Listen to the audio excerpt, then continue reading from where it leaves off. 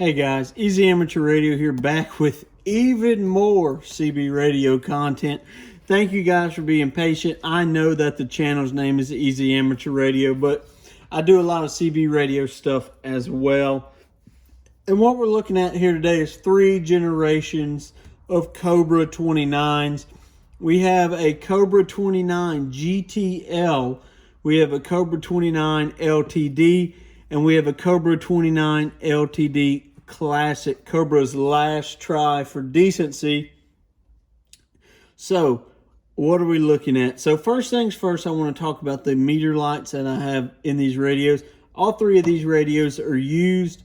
I changed this meter out and the meter light, so that's not original. Changed the meter light out on this one, so that's not original. They really should all look like this, but over time these little bulbs burn out. Now, I mentioned that these are 3 generations of radios. So let's talk about what's different and things like that. So this radio is a Hong Kong made Cobra 29. You don't see that very much. A lot of people really chase the Philippines Cobra 29s, but I don't have one in stock right now. But this is a Cobra 29 GTL made in Hong Kong. Right here, this is a Cobra 29 LTD made in Taiwan, which is also a good one. And this is a Cobra 29 LTD Classic made in China. So we're looking at these. First things first, you might notice is the difference in the knobs. You might notice the newer radio has the mic plug on the front. That is because the older radios have the 4-pin universal Cobra connector on the side. You'll hear people refer to these as side mic Cobras, a side mic Cobra 29, side mic Cobra, whatever. So that's the first giveaway that you've got an older Cobra radio that's good. These radios, the LTD Classics, are still made today.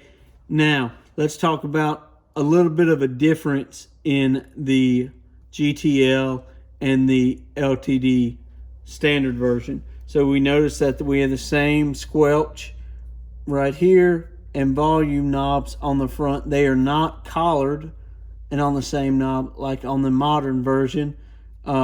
Most of the switches are the same except this high and low, and that's going to be the tone of the audio coming in. You see we don't have that on this radio.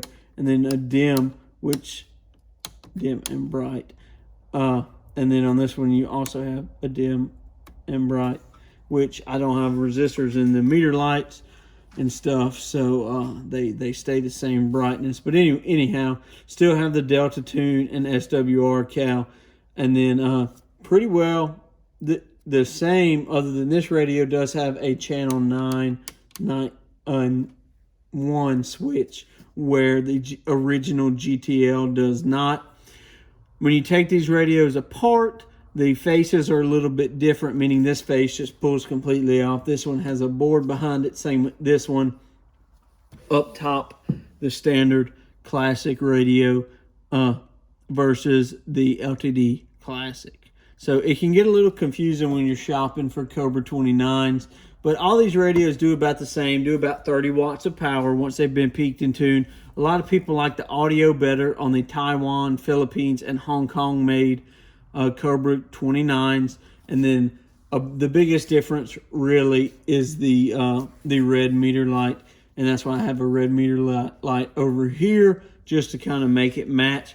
But when you're buying Cobra radios, these are some different generations to look out for.